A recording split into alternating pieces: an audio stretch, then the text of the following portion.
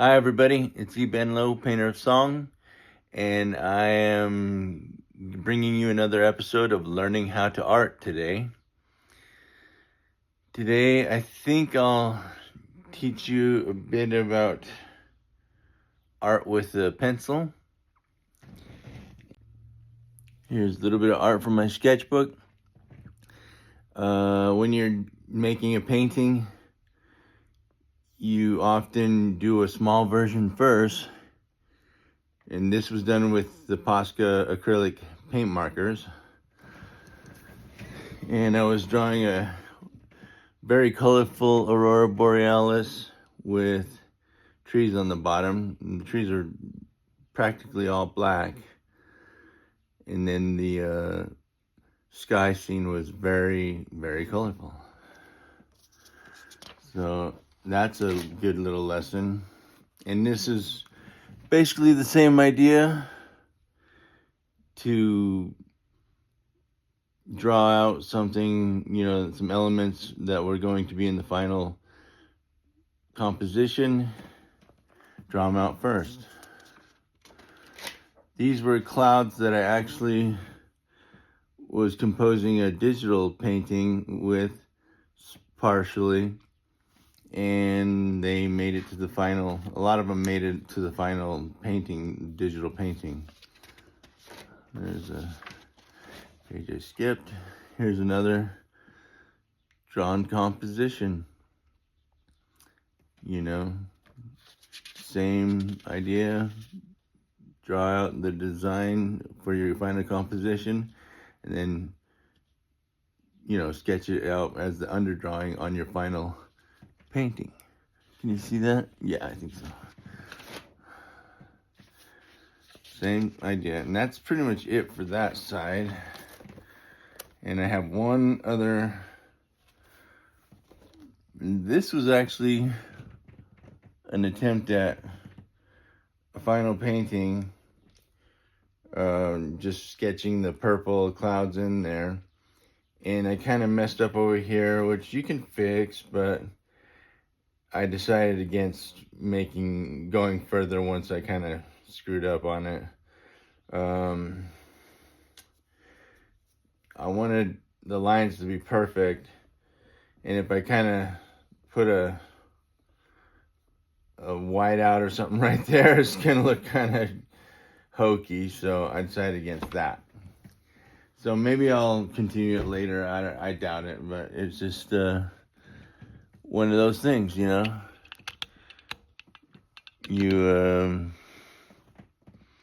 don't always get what you want when you're drawing. But anyway, that's enough about that. Today I'm gonna be working with either Posca. I got some Posca black markers here. It's just all black markers.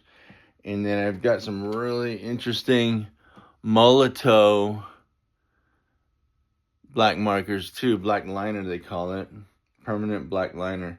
And these are going to be really interesting. I'm sure a lot of people use them for vandalism or whatever you want to call it, for graffiti and whatnot. But yeah, these are going to be fun. Molotow blackliner. Check them out sometime. They got to be awesome. I'm going to get started in those pretty quick here. Today I've got as you've seen, the big sketch pad. I like making some stickers sometimes on my sketch pads. This is 11 by 14, and you can, like I said before in the other video, 11 by 14 is a good size because you can usually, make some decent artwork, framed artwork if you want to with it. You can certainly do the same with, say, an 11 by 8.5 is what this is. This is a Strathmore, I believe. It's a Strathmore sketchbook. And anyway, you can make some art with that too, some framed art too. But I would prefer the 11 by 14. There's a lot more perceived value, I think, in an 11 by 14 than the 8 by 10. So that's for whatever it's worth, there's that. This is actually a Canson, Canson, Canson sketchbook. And you might notice right here, I say, eat, sleep, Fortnite, repeat. I like to play Fortnite with my family, especially. And anyway, let's get started. Okay, guys, what I've got here is a tub of Johnny B Mode, my favorite gel. It's actually almost all gone from this cylinder. That doesn't matter. The point is that it's a cylinder. And that's a good thing to draw when you're first starting out. Then I've got a metronome here. I think they call it a metronome. It's a little dusty. Yeah, but it's a nice little kind of triangle shape. And then I've got a sphere here on a Maraca. Don't ask me why I got maracas handy. All right. Well, it doesn't really matter exactly where you start, but a good place to start, actually, though, is on the top left of the page. Is it left? Yeah. As you look at it, it's on the left, of course. All right, and what you do is you get you some lead and try to draw it not so small if you can, and I guess not terribly big, but you want to get the scene, you know, the items in the scene. Okay, here we go. I'm gonna start getting going here.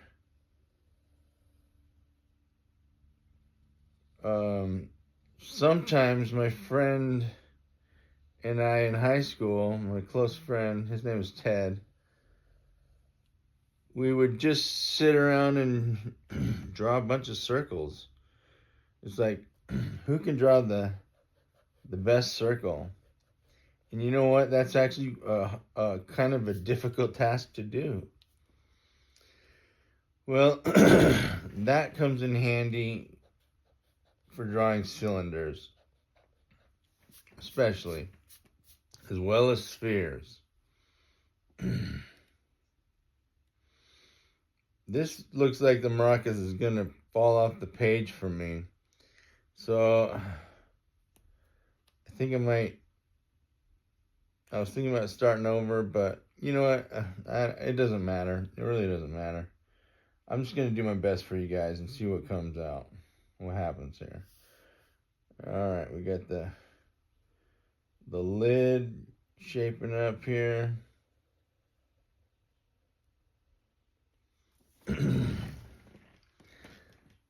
Often when you get your cylinder going, you would just go ahead and just start drawing it into place here.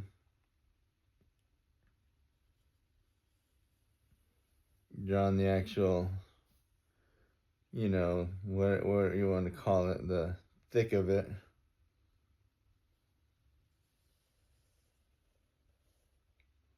And then I got the bottom coming in here. It looks about right. Then I've got the the triangle, the metronome coming in here. At about this point, you wanna, when you're trying to, you know, size things up, it's a good practice to close your left eye or your less dominant eye. I have a right dominant eye, and I like to measure up with my eye and my pencil. Sometimes you see artists go like this. They raise out their hand and they hold the edge of their pencil out, and what they're doing is they're measuring with their eye certain things, and if you measure with your outstretched arm, you can often bring it back and then size it up that way to where it's naturally the size or the placement of what you're looking to do next. For instance, what I'm looking to do next is bring in the triangle part of the metronome. And so I size it up here. How far down from the lid, on the edge of the lid, right here, does the metronome start? And it's about the head of the pencil. So that's a good little practice to know. There's my mark. And then the metronome top is about here in the scene. I can tell because I'm looking at it, you know. So what I'll do is I'll just go ahead and draw a line from here, the point I measured, to the top of the line I measured where the top should be of the metronome. So there's that. And I know this is the back part of the metronome, the back of the top of the metronome. And I feel good about what's going on here with the metronome, and I'm just gonna wing this line because I can tell what's going on with it.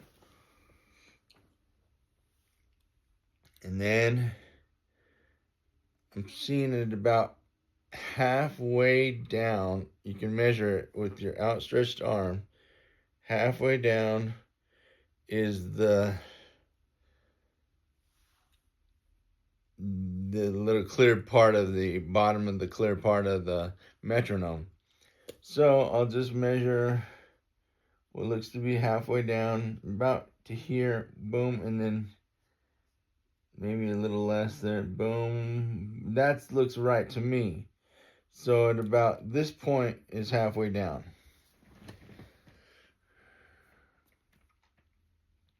And I can barely see the line of the clear part of the metronome, but it looks like this. And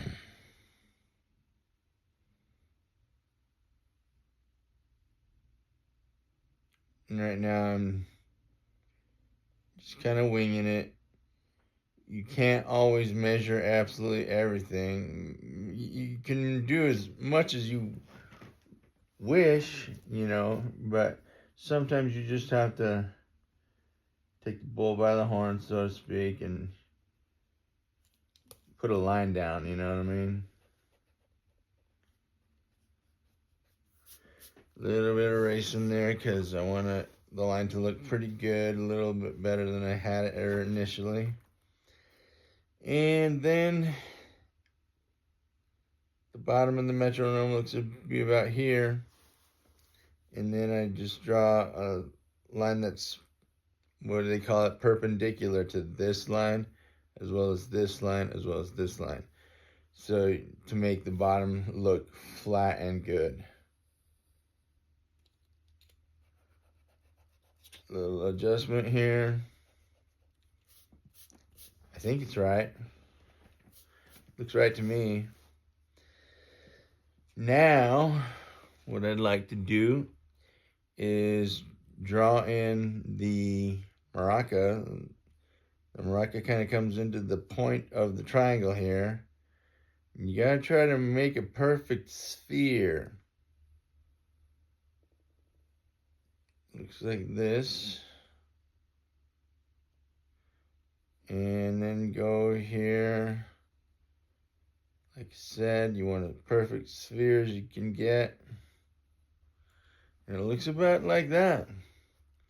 Let me adjust this corner here of the round part.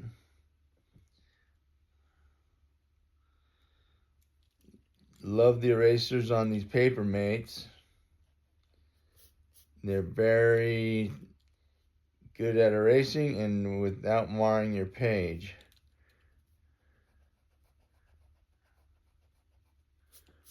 Okay, and then I'll erase this little part of the metronome and this part as well.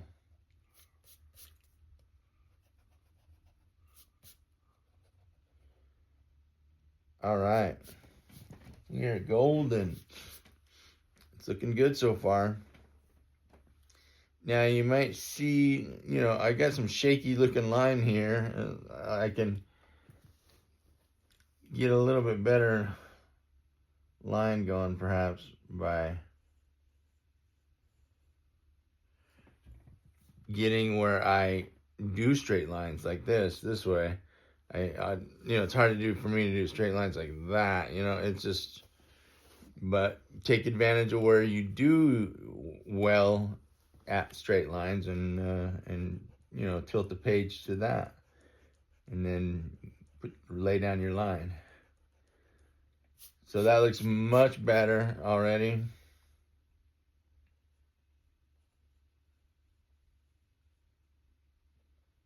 Okay. We are rocking and a rolling. Okay, let's keep going on the Maraca. It's another circular shape. It sort of goes like this. Actually, it does go like that. Okay. Now, let's get the sort of stem going.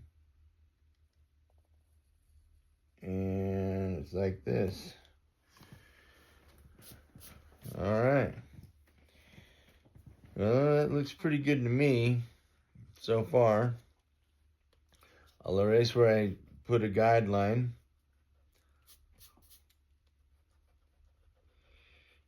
Okay. Now, about what we're doing here. This is called a still life. And I believe they call it still life just because everything in the scene is sitting still. Though you're drawing from life. Drawing from what's in the four-dimensional realm. What do they call it? Sight, sound. I don't know all of them off the top of my head. Sight, sound, taste, and touch probably is all the four-dimensional realm, I believe. And, yeah, so they call it a still life. And as you're beginning at drawing, it's great to do still lifes because you aren't the best at, drawing yet. You're not ready to probably draw faces just yet, but you can draw things that are just around you like I'm doing. Just make sure you got a circular sphere in the scene, a kind of triangle looking thing in the scene, and a cylinder in the scene. At least those is what you want to start with. And now we are ready to do some sort of shading in this scene. And I believe I'd like to do my shading today with some Prismacolors. You don't have to do anything fancy in this scene. You could be using perhaps some charcoal, which is a very good place to start. A good charcoal pencil looks about like this. It looks about like that. And this one is a General's charcoal, is what they call it. General's with the apostrophe S at the end there. And it's called a soft charcoal. The designation is on the end here. It says soft. And, you could really just start it out and just do some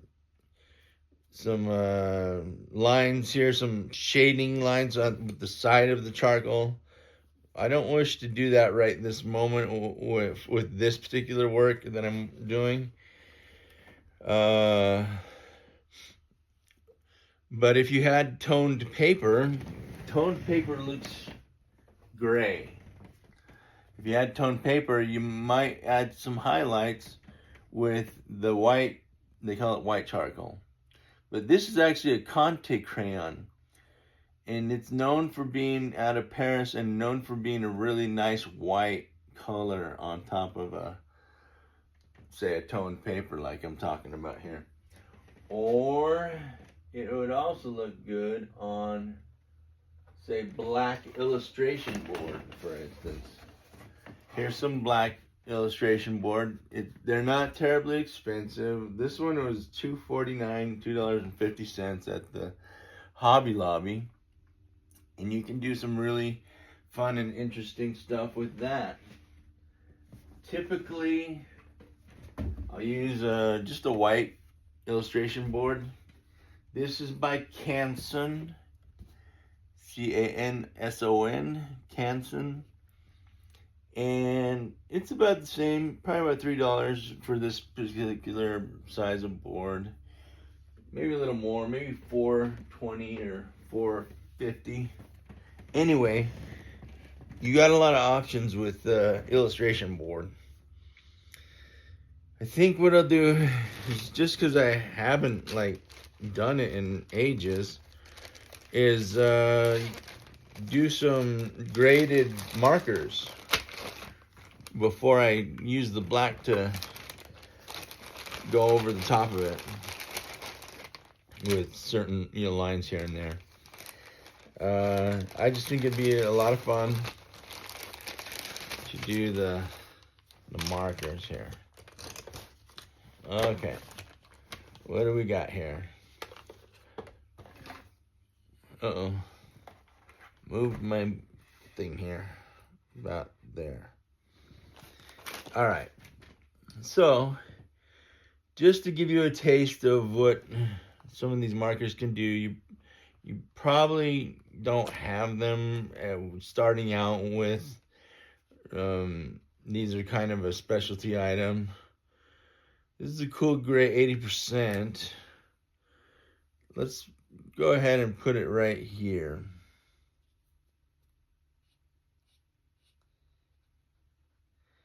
Cool gray 80%. It's probably going to be the darkest part of the page.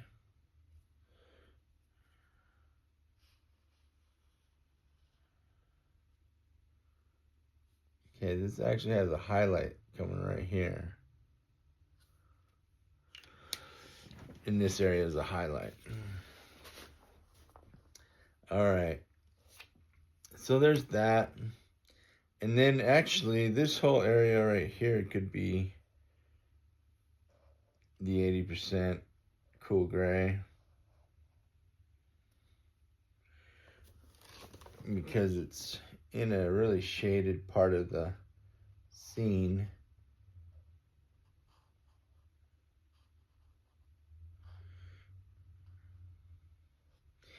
Now, I mentioned you probably don't have this markers set as a beginner, but that's okay. You don't need it. I hardly ever use it. I'm just doing it for fun this time. You can do all the same stuff with this nice charcoal pencil. You just, how hard you press down on the charcoal pencil is how hard it's gonna, make the black of it. Okay.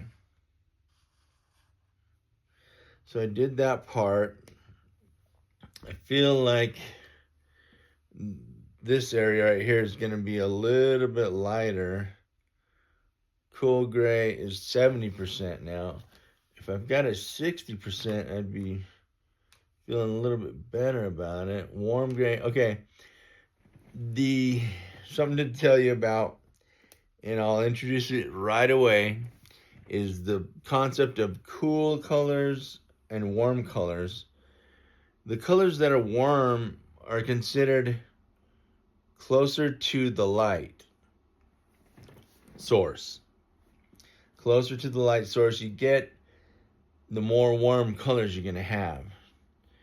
Because especially if you have a sun in the scene, any colors that are close to the sun are going to be much warmer. And the colors on, I believe they call it the lee side of the sun, the opposite side of the sun, are going to be cooler. So that's a good thing to know right away. So that way you can get a grasp on making things more realistic. All right, let's see, what can I grab here to use for this area here? I need my spectacles. Let's see, what does it say? 50%. All right, I'll try that right here.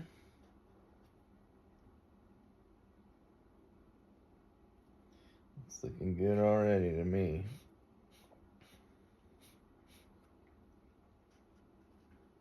Okay.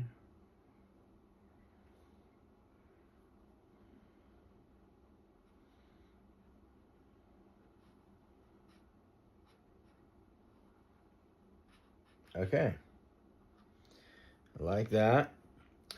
And I want to make the top a little warmer because it's closer to the light source above, which my light source above is actually already a little bit warmer than other lights. Okay, I like the way that's looking already. I could do a highlight on the top later, because I see there's some triangles on the top actually. But for now, we'll just keep what we've got. I want to use a warm gray. There's a little like a wind up thing right here. Goes like that. Goes down like this and then over, back again. Okay, looks like that. I'll make little lines across it just for fun. Okay, I like that. And with this area right here, I'd like to get back my 80% cool gray. That's 50%. 80%, there it is. And I'm going to fill in a bit of it.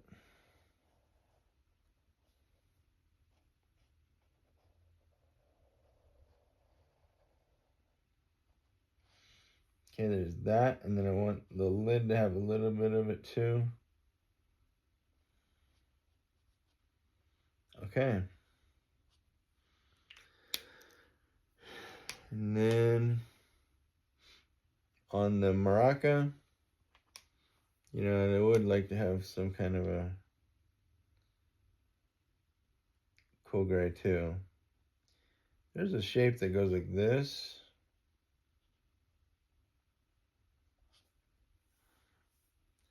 And then it goes up here. And then this swoops over and down like this. Boosh. All right.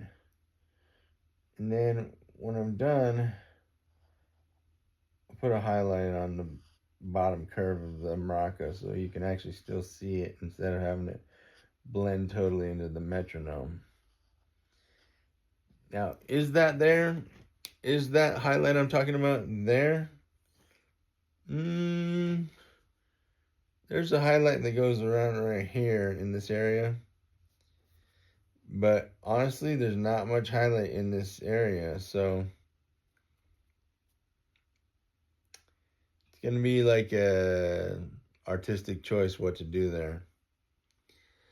Okay, well, anyway, let's do a little more. I decided I don't want to do the logos that are on the items. That's not important to me right now. Okay. There's a highlight on the natural highlight on the Maraca right here in this area. There's another one right here in this area of the overhead fan lights. And then I've got one right here as well. That's a circular looking highlight. Okay, so that's for that. Oh, that's the darkest part of it, part of the whole drawing. But there is a thick shadow right like this. Goes kind of like that. Okay. Now I want to bring in some cool gray in the rest of the area, pretty much. I'll draw where I see cool gray kind of looking area.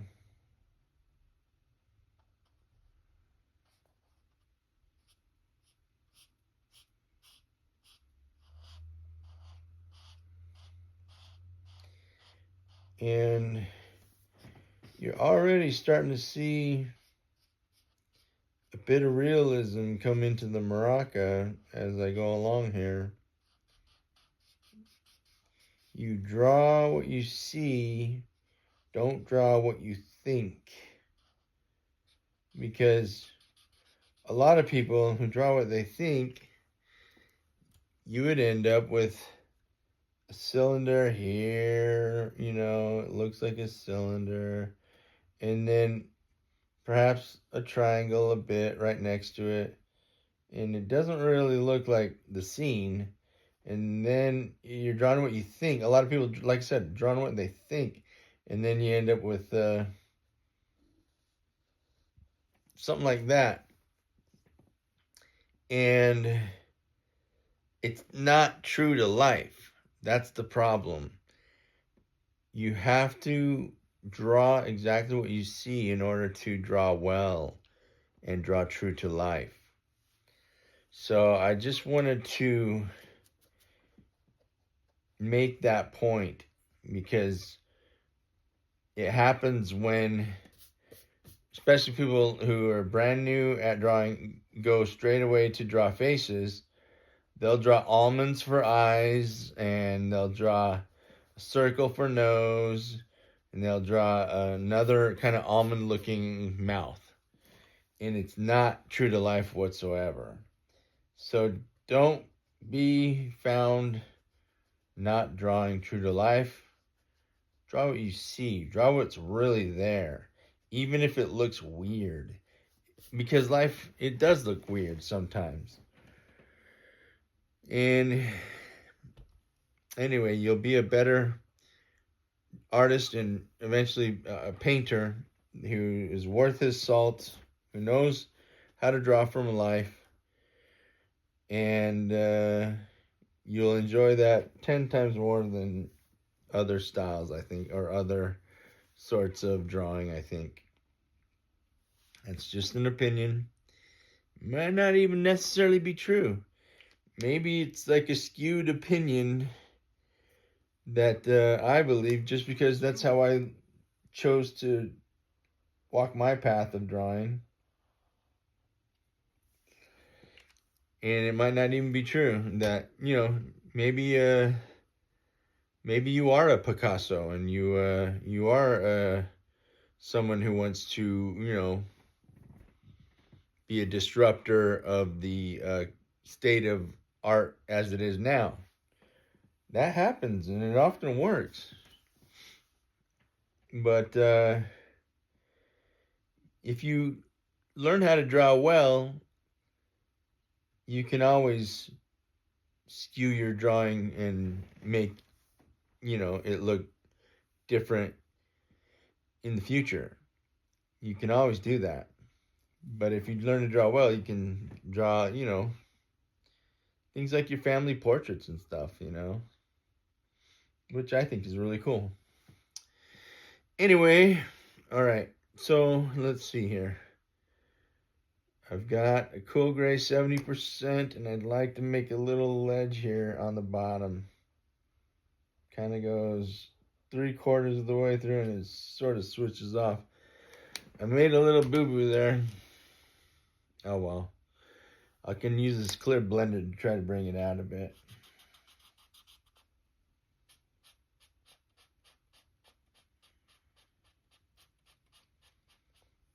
That's okay. No big deal. Okay. Now, on the bottom of the scene, you see some shadows here, down here, which would be nice to draw some of those in. I think I'll use a 50% cool gray for that. And just kind of give a representation of that. Speaking of representation, that's one of the names that people give to real looking art, realistic looking art. They call it representational because it's actually supposed to look like the thing you drew, you know what I mean? What you rendered. And non-representational, sort of like abstract art, splashy paint art, stuff like they'll take those buckets of paint and they'll swirl them around the whole canvas, and then they'll sell them for $10,000 or something like that. And it's a lot of work into those, but it's just not my favorite art. But anyway, they call those non-representational. I believe Picasso was sort of a non-representational artist as well, for the most part. It didn't look exactly like the scene, but he was expressing his thoughts about it still. So there's that. It's kind of cool. It's not my favorite artist, but he did something amazing, especially with Guernica. If you've never seen Guernica, check it out. It's Guenica, I believe. Oh, with an R there. Guernica, Guernica. You got to check that out online. It's a really amazing piece of art. Picasso was stating something about the war that was happening at the time, and it looks like a horrific kind of scene, animals dying and people screaming and running around and whatnot. So anyway, check it out. It's one of my favorite pieces by Picasso.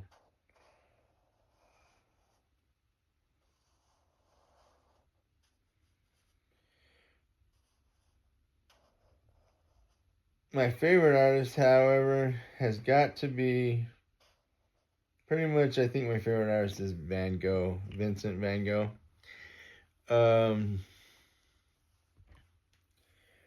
And whatever, call it cliche or whatever, but I still love Starry Night. It's an amazing work. Oh, my arm is starting to fall asleep. And I like Picasso's sunflowers. They're really incredible. Oh, my scene is moving around here. Okay. And, you know, I recently watched a movie about Van Gogh's life.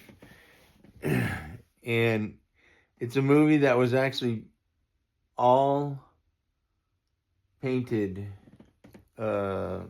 cells or scenes. They were all totally painted. And let me see if I can get the name of it real quick on my iPad here. Let me see here. Where would it be? Okay, I gotta go to the searcher, and it's at Amazon Prime Video. That's what it is. I just bought the movie recently, and I watched it with my mom. It was a lot of fun. I'm really close to my mom. We live in the same house, and I enjoy her company immensely. Movies, let's see, boom.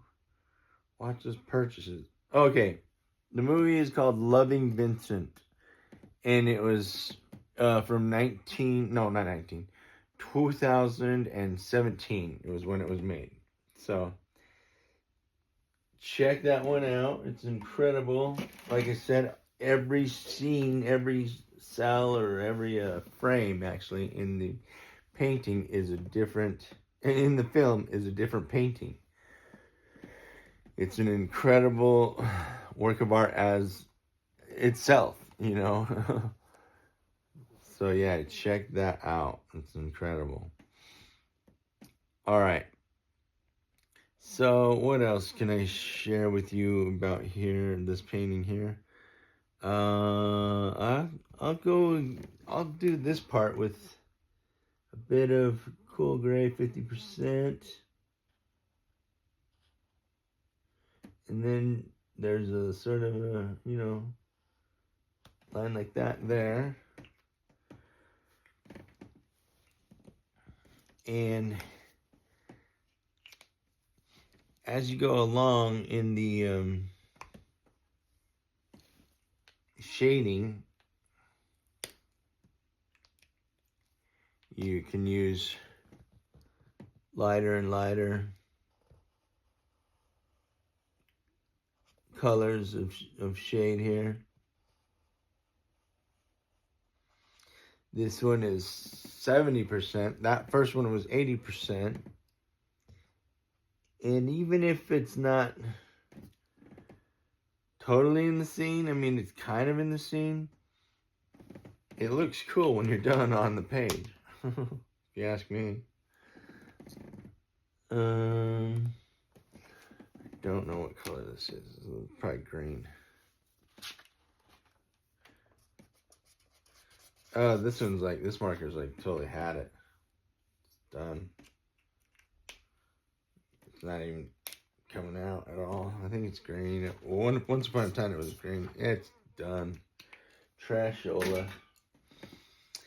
Okay. Here's cool gray. 50%. Okay. And I'll come bring my cool gray down.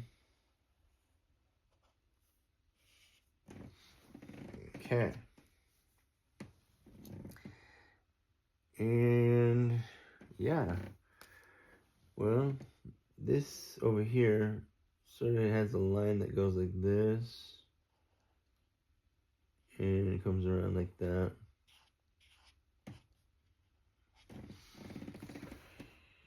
And let's see.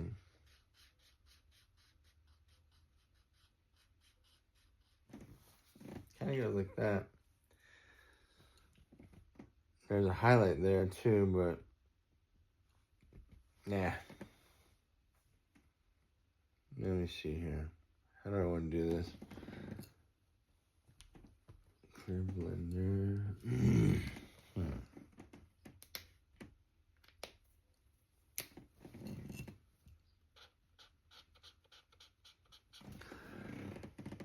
Okay.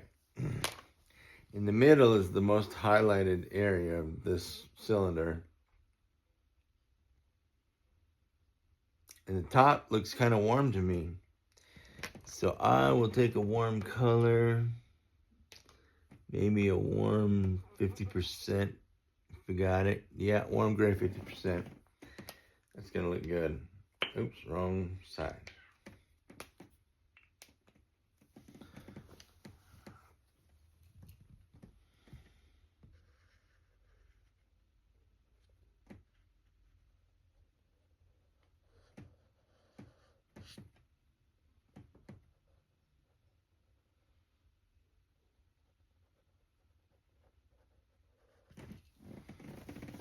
Okay, almost got it.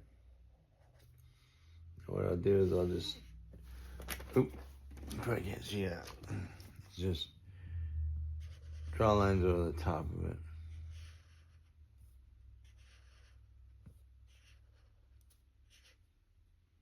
And on the bottom area. There we go.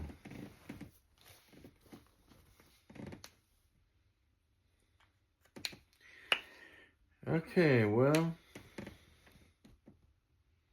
I think I'll do 50% cool gray on the face of the Metronome.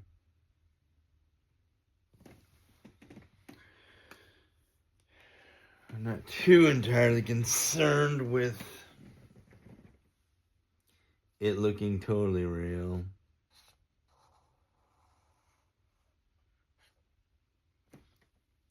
But you know what? Is there a 70% here? Cool gray 70%. Where's it at? There it is. I need to do the 70% on the sides, or at least on this side right here, because right now it's 50%, but that won't do because I need some sort of a gradient between the two.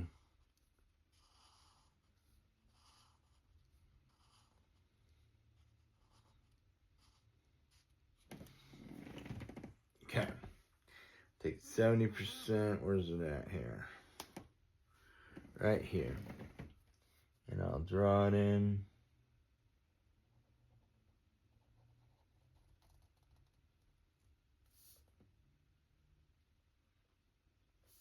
And it's already looking better.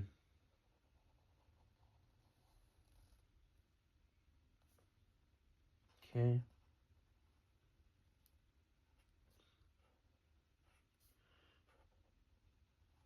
Alright. There's that. Now, I want to bring some warm on this side. Warm gray 70%. Warm gray 30%. Interesting. Warm gray 20%. Cool gray 10%. Clear blender. Here's a black. Interesting.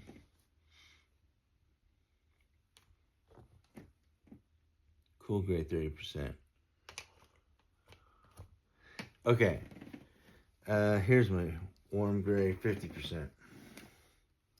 I'm going to do this on this side a bit here. To about here. And I'll bring this down like that. Okay. Can you still see it? Okay, good. Okay. Let's go ahead and get some of this in here.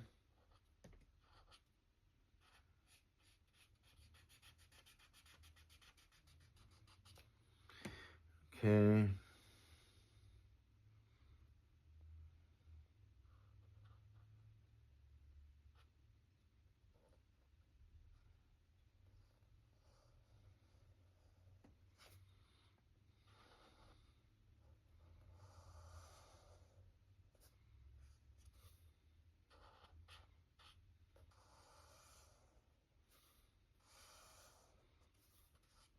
Okay. I like what's going on here. I'm going to bring a little bit of warm gray here. A little bit over here. Okay.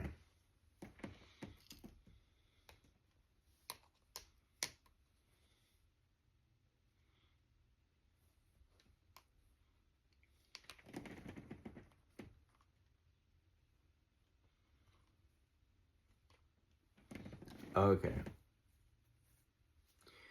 Well,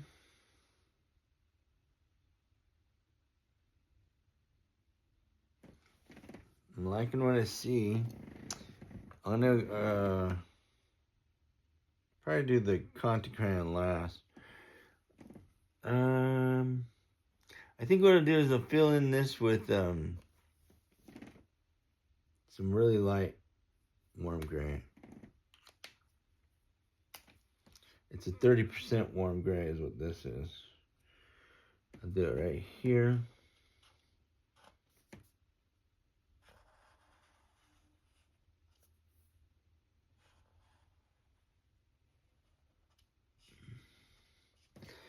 And then in the very brightest spot in the thing here is 20% warm gray.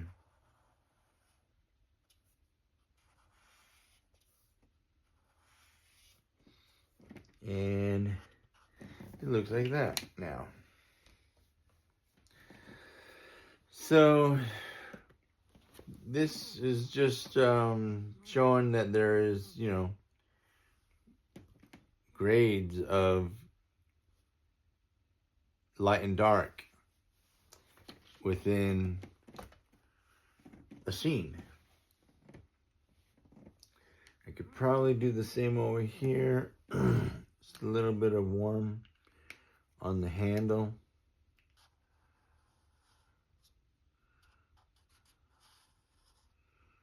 And right here as well. And let's see here. Yeah, let's go ahead and put some warm here too.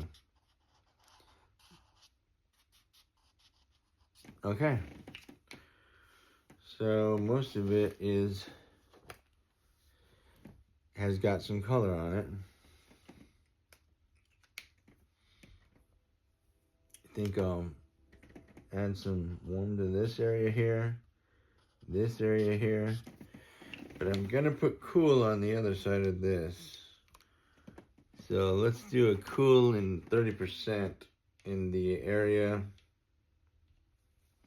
that is a little bit highlighted right in this area. Okay. There we go. Okay.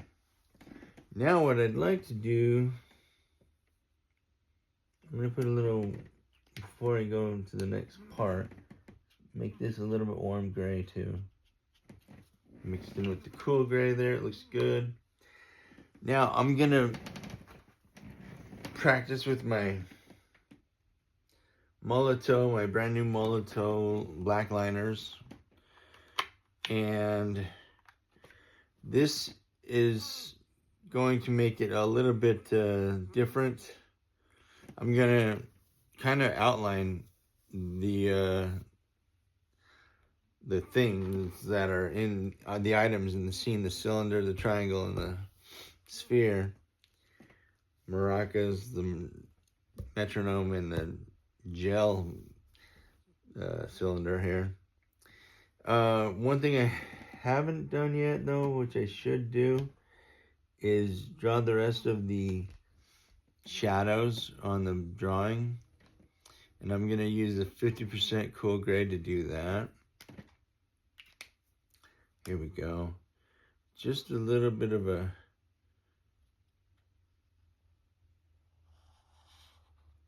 like that.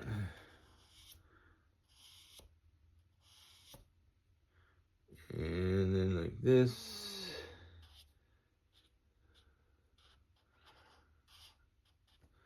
And then draw the lines to shade it all up in there, here.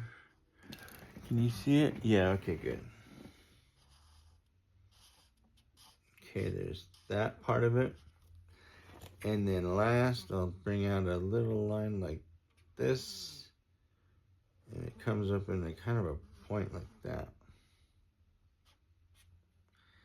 And then you just draw in the rest of the shadow.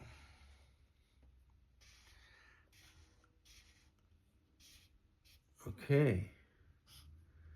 Almost there. All right. Okay, now, like I said before, the next part is not going to be entirely realistic looking, but it's going to look cool in my opinion. I'm going to draw thick marker around the scene. See what happens here.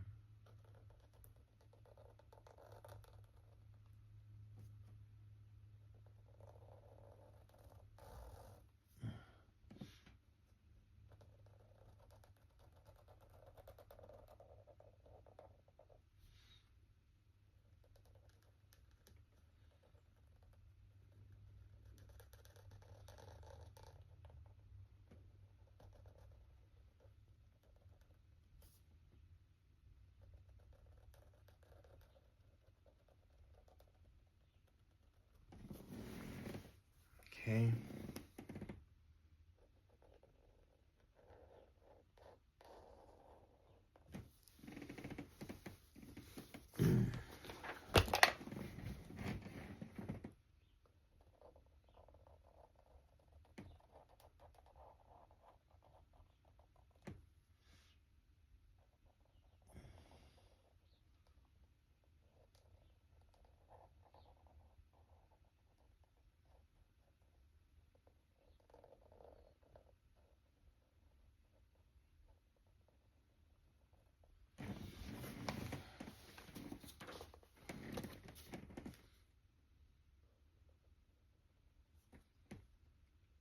Okay.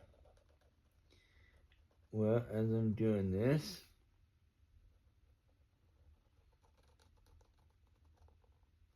maybe I could talk about the inspiration for this is mostly, what I mean is the outlines for this drawing. It's mostly set in like comic books and you know, illustrations I've enjoyed over the years. This painting looks nothing like a Roy Lichtenstein, but I've always liked Roy's style. If you look him up, it's R-O-Y, Roy, and then Lichtenstein is L-I-C-H, I believe. I think there's a T after that. Lichtenstein.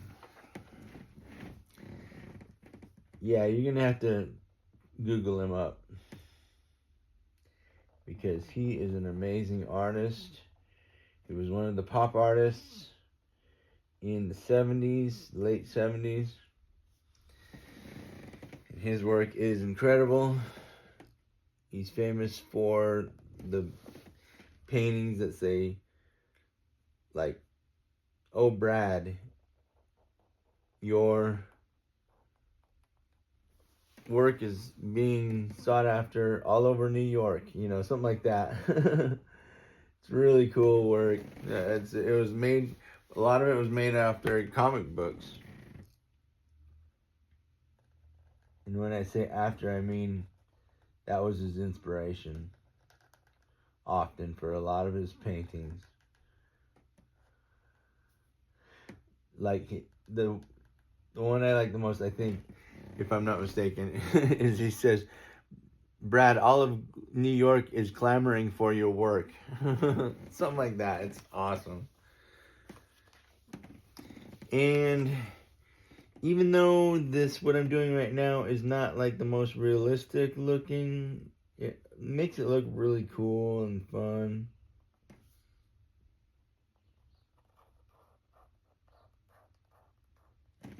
I'm kind of screwing up on that line, but that's alright.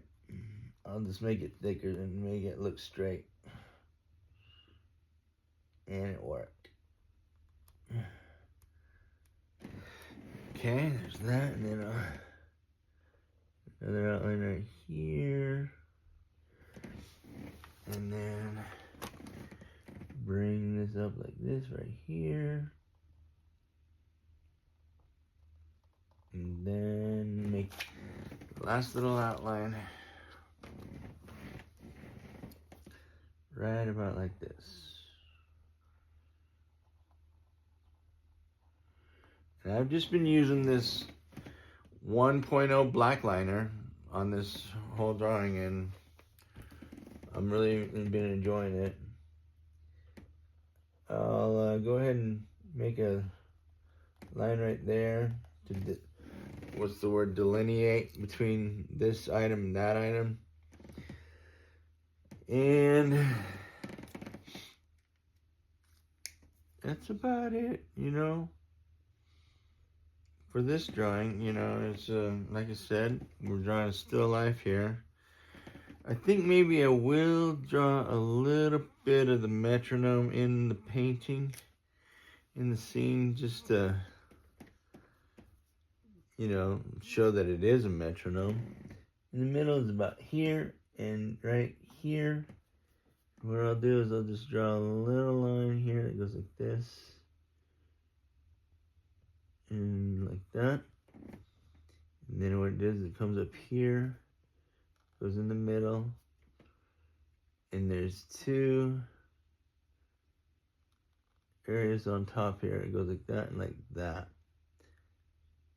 Okay. And I think I'll use a straight edge on this part because it's going to be difficult making it look real if you don't have a straight edge. Let me see here. What do I got? Here's a straight edge.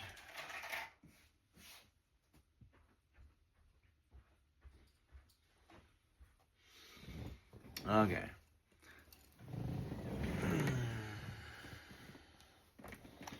Okay, let's see here. I want to do...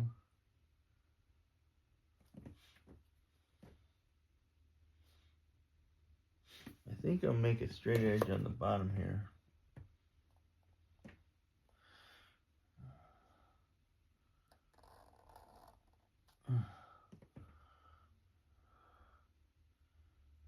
Goes down like that, over like this, and then in like that. Okay. Now the middle of the thing is about here and here.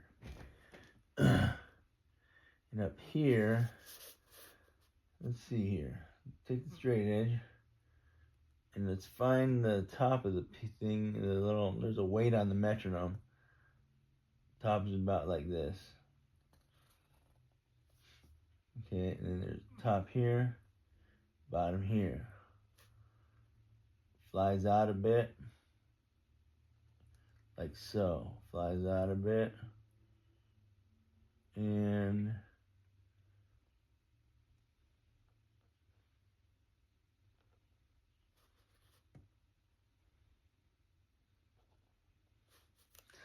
all right, we'll see if this works. See if it looks right. Hey, it's looking right. Okay, and then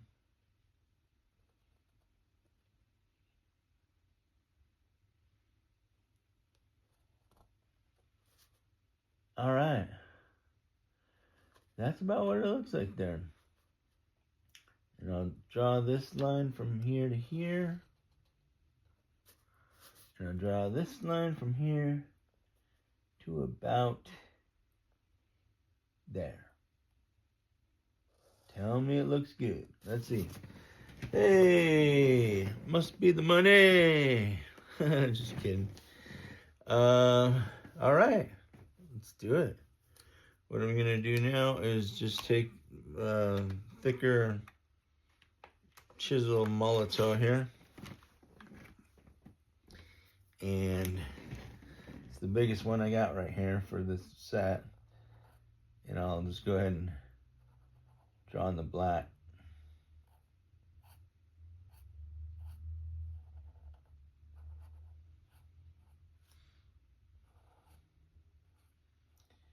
All right, this is looking pretty good, if you ask me.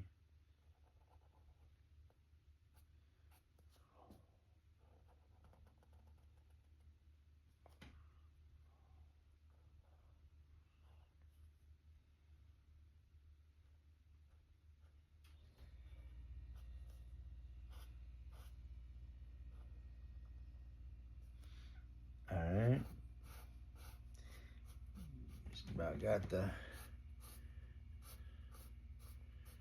metronome going.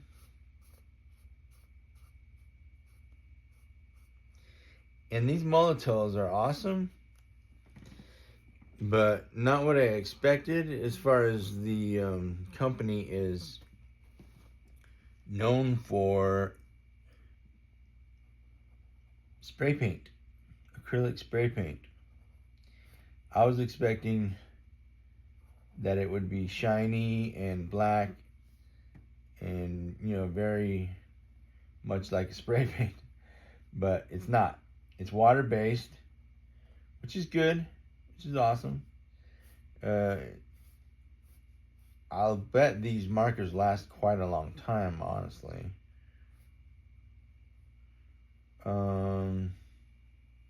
But of course the verdict is still out on that.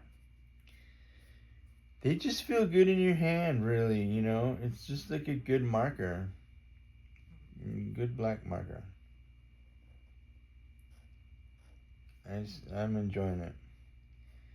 And that's important because if you're doing a lot of art, which I hope to continue doing a bunch of art, you want a good tool in your hand. All right, well, that is pretty much the scene.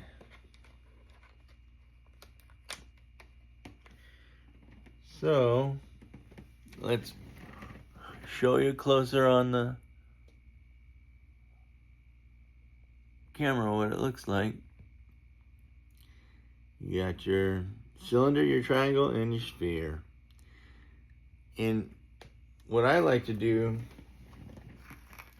when I make a drawing is I like to initial it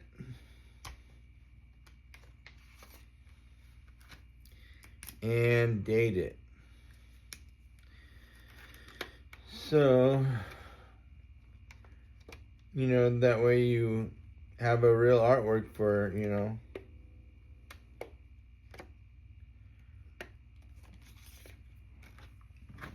for whatever reason, whether it's just to, you know, make a sketchbook drawing and enjoy it for years to come, or whether it's to actually sell it on the market. Whatever the reason is, it's good to have your initials and the date on the scene. Alexa, what's today's date? Oh yeah, it's the 24th. Today Christmas is Eve. Tuesday, December 24th. Okay, so here's my initials that I like to do. They're kind of Japanese influenced. Oh, also, you don't want your initials to be too far off the page.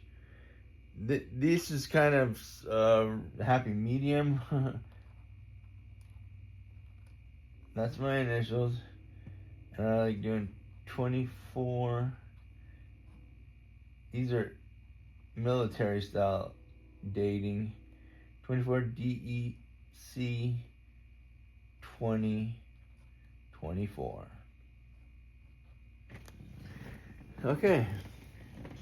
Well, that's all I have for you guys for now. I'd like to wish you all a very Merry Christmas and a Happy New Year if I don't see you before then. All right. Peace out, everybody.